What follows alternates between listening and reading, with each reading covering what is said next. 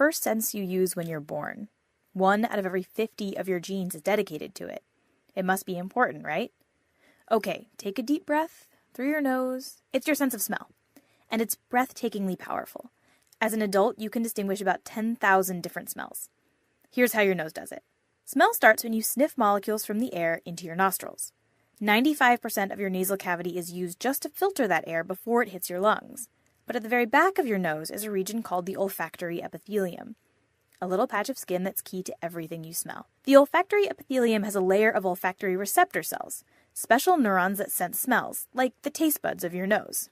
When odor molecules hit the back of your nose, they get stuck in a layer of mucus covering the olfactory epithelium.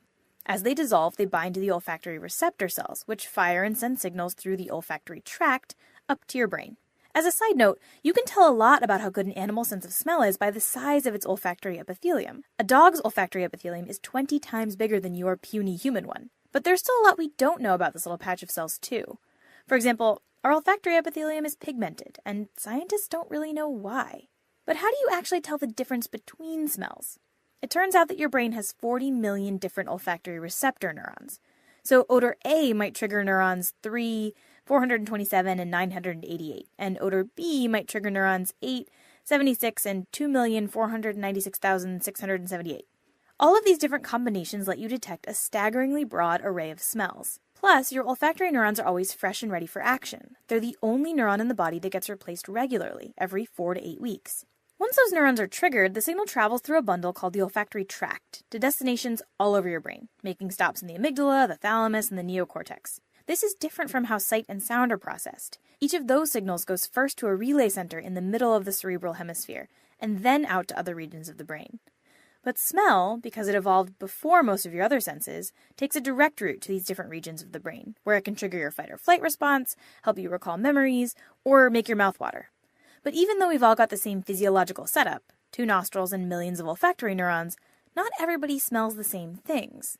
One of the most famous examples of this is the ability to smell so-called asparagus pea. For about a quarter of the population, urinating after eating asparagus means smelling a distinct odor. The other 75% of us don't notice. And this isn't the only case of smells differing from nose to nose. For some people, the chemical androstenone smells like vanilla. To others, it smells like sweaty urine. Which is unfortunate because androstenone is commonly found in tasty things like pork. So with the sweaty urine smellers in mind, pork producers will castrate male pigs to stop them from making androstenone. The inability to smell a scent is called anosmia, and there are about 100 known examples. People with allicin anosmia can't smell garlic. Those with eugenol anosmia can't smell cloves.